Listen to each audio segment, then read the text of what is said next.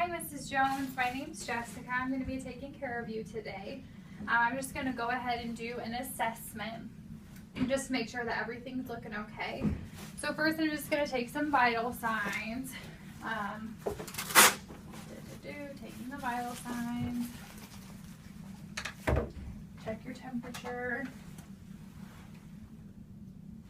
Alright, everything looks good. Alrighty. Next I'm going to be checking and just listening to your breath sounds. So just take a deep breath every time I move my stethoscope. Good.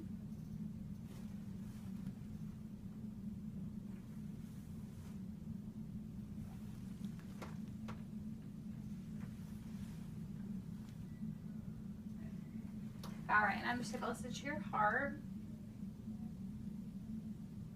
And then I'm going to check your vowel sounds while I'm here. I'm going to pull up your gown. Have you been passing any gas? Have you had a bowel movement since you had the baby? Okay. Good. Are you having any tenderness in your breasts at all? Are you noticing any cracking, anything like that? Okay, good. I'm going to go ahead and just pull your blanket down and I'm going to take a look at your uterus, just make sure we're progressing nicely. So I'm just going to use the two-handed technique where I hold the uterus in place and then use my other hand to feel the top of the fundus. It's a firm, and then it's about 2 centimeters down from the umbilicus, and it is midline. So everything looks pretty good there. Next I'm just going to be checking your pad. Do you know when the last time you changed it was? About an hour ago? Okay, that's perfect. So I'm just going to put on my gloves. Alright. So the lochia is red. I'm not noticing any clots in it. I don't smell anything. And it's about a moderate amount. She changed it about an hour ago. So that looks pretty good. With the rubra, if you're noticing you're getting a lot more discharge than you normally do, that could be a sign of hemorrhage. So we do want you to come in if you're noticing anything like that, any kind of problems, just so we can check to make sure. And also if you're noticing maybe it was yellow, it was starting to get yellow after a few weeks, but now it's red again, that might be a sign of too much activity. So I would try to rest a little bit more. Just means your uterus is starting to actively bleed again. And something else you can do to help that is actually massage your own uterus. The top of your uterus is called your fundus. So you can kind of feel it. It'll be a little bit more distended for a few days. So you can kind of massage that. Eventually you won't be able to feel your uterus anymore. It'll be too far down. I'm going to go ahead and turn you over, and I'm going to check your episiotomy back here, which is just the cut that the doctor made so that you didn't just rip on your own.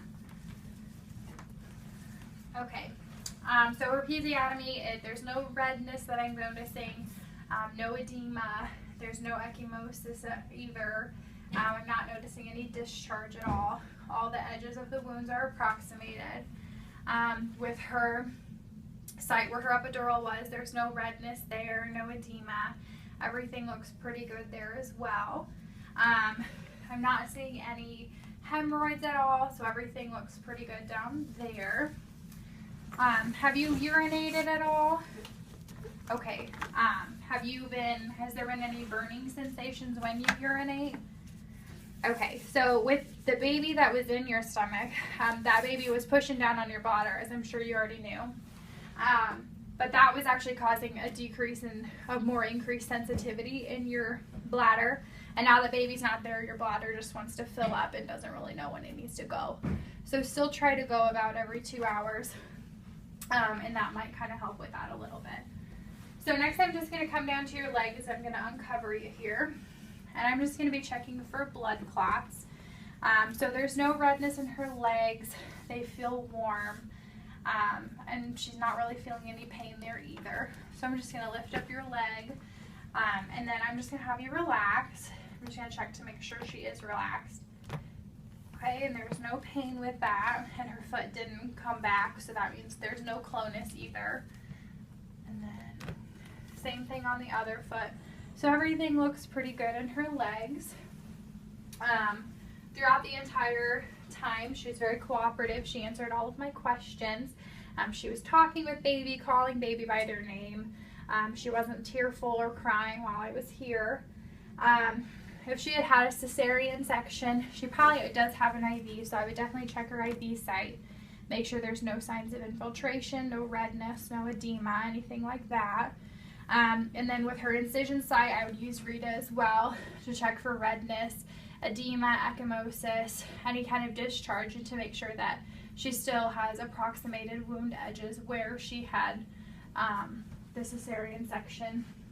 And then if she had had a Foley, we would definitely be making sure that she wasn't having any signs of UTI, no burning while she's urinating or anything like that. But other than that, thank you so much, Mrs. Jones, for letting me take care of you today.